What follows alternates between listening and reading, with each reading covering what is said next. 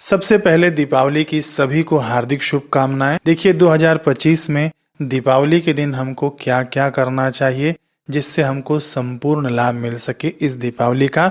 तो मैं ऐसी मुख्य 10 चीजें बताऊंगा आपको। आप इन बातों का ध्यान रखिएगा। ये वीडियो को चाहिए तो दोबारा देख लीजिएगा। सर्वप्रथम दीपावली है तो हम लोग दीप प्रज्वलित तो करते ही हैं, लेकिन कार्तिक मास वाले दीपदान में मैंने आपको बताया था कि अखंड दिया जलता रहे तो वह सर्वोत्तम माना गया है। तो दीपावली की रात्रि आपको ये करना है। दरवाजे के बाहर दोनों तरफ या तो गेहूं की ढेरी लगा देना या तो चावल की ढेरी लगा देना दरवाजे के दोनों तरफ, और उसके ऊपर ना दिया रख देना। दिया आप जला देना और वह दिया ऐसा हो कि आपका वह रात भर जलता रहे। अब जरूरी नहीं है कि मिट्टी वाला दिया हो, है ना। आपके पास जैसे भी जिस भी धातु का दिया हो आप वह जला सकते हैं। दरवाजे के बाहर रखकर ढेरी के ऊपर रात भर यदि वह दिया जलता है तो अनायास ही हमारी यह साधना भी हो जाती है, क्योंकि पूरी रात ना योग होता है दीपावली का। और एक दिया आपके पूजा के मंदिर में अथवा तो घर में जलता रहे अखंड रूप से। ये मैंने आपको 3 दिए बताए हैं। यदि आप इन्हें जला सकते हैं अखंड रूप से तो इन तीनों दियों को अखंड रूप से एक रात भर जलने देना।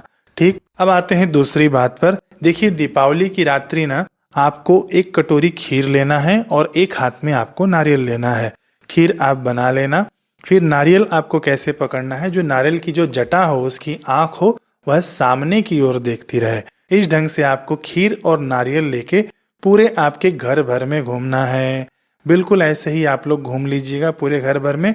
फिर घर से बाहर भी ऐसे ही निकलिएगा और उसके बाद आप खीर रख दीजिएगा कहीं पर जहां पर पशु पक्षी जानवर आदि उसे खा सकें।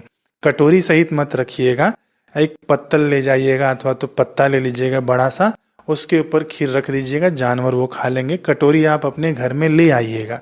फिर जब घर के अंदर एंट्री करने से पहले जो आपके हाथ में नारियल है उस नारियल को आपको फोड़ना है दरवाजे पर, और वह नारियल प्रसाद रूप में बांटकर सभी परिवारजन खाएं।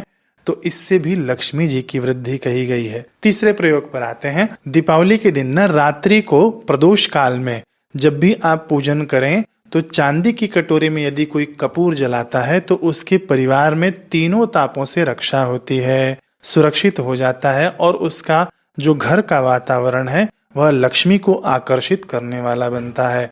निरोगता के कण बढ़ते हैं। चौथी बात, अशोक और नीम का जो पत्ता होता है ना, फूल होते हैं गेंदे के, उनका आप तोरण बनाकर सुबह सुबह आप अपने घर के दरवाजे पर टांग देना।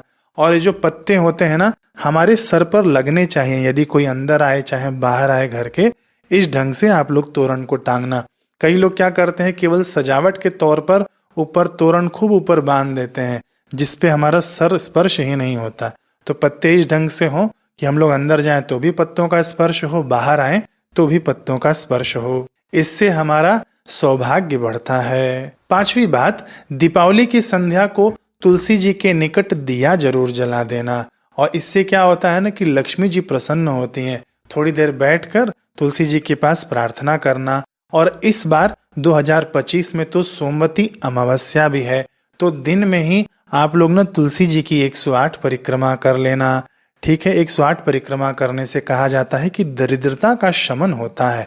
यदि कई लोग दिन में नहीं कर पाए तो शाम की संध्या में कर लेना। यदि फिर भी आप भूल जाएं तो रात्रि को भी कर सकते हैं, लेकिन तुलसी जी का स्पर्श नहीं करना चाहिए रात्रि को। इस बात का भी आपको ध्यान देना चाहिए। और एक बात का ध्यान रखना कि अमावस्या के दिन एक पत्ता भी हमसे टूटना नहीं चाहिए तुलसी जी का। इससे ब्रह्म हत्या का पाप लगता है। मैंने दीपावली वाले वीडियो में और भी डिटेल से बताया हुआ है, वह वीडियो भी देख लेना। इस वीडियो के पहले वाली वीडियो है। छठवीं बात है कि दीपावली की शाम को अशोक वृक्ष के नीचे घी का दिया जलाना चाहिए। यह बड़ा ही शुभ माना गया है। ठीक है, बेल वृक्ष के नीचे, बेल वृक्ष साक्षात लक्ष्मी माता का स्वरूप मानी गई हैं। बेल वृक्ष के नीचे भी आपको दिया जलाना चाहिए। और पितरों की प्रसन्नता के लिए अमावस्या है ना, तो शाम को पीपल देवता के नीचे भी आपको दिया जला देना चाहिए। लेकिन सूर्यास्त के बाद आप नहीं जलाना। ये ना सूर्यास्त होते होते जलाया जाता है। शाम को दीपक जलाना चाहिए पीपल के पेड़ के नीचे। रात्रि को साधना नहीं करनी चाहिए पीपल के नीचे। ठीक है। सातवीं बात, दिवाली के दिनों में ना गरीबों को एक एक टुकड़ा मिठाई का जरूर बांटाना। कुछ दिए उनको दे आना।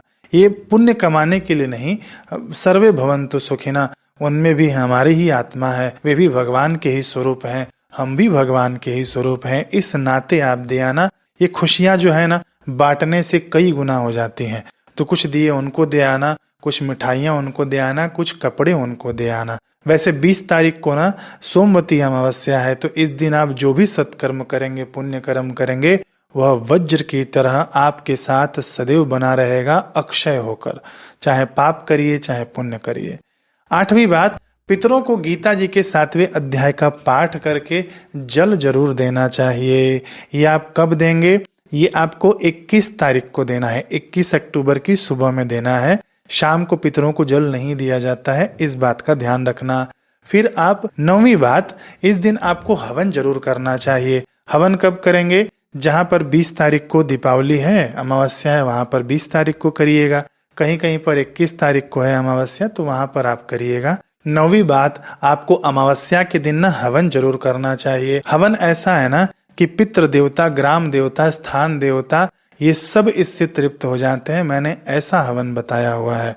ठीक है, तो आप हवन सर्च कर लेना, अमावस्या हवन बाय योगीराज मनोज, और उस विधि से आप लोग कर लेना, सभी को लाभ मिलेगा। 10वीं बात, इस दिन आपको दान करना चाहिए। देखिए, मैंने पहले भी बताया कि गरीबों को दान देकर आना, लेकिन ये जो मैंने आपको दान बताया है ना 10वीं बात में, ये आपको गाय को चारा देना चाहिए, कुत्तों को रोटी जरूर देनी चाहिए।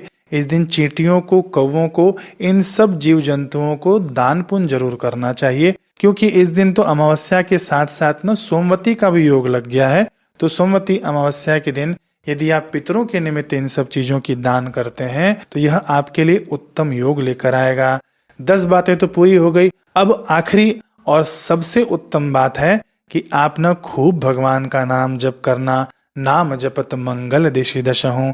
यदि आपके पास भगवान का नाम जप का धन है ना, तो आपकी रोज दिवाली है महाराज, रोज दिवाली है। तो ठीक है, तो इन बातों का आप लोग खूब खूब लाभ उठाना। फिर से आपको एक बार दिवाली की हार्दिक शुभकामनाएं। बहुत सारी वीडियो हैं दिवाली की इसी चैनल पर, जरूर देखना, सभी लोग लाभ लेना। हरे कृष्ण।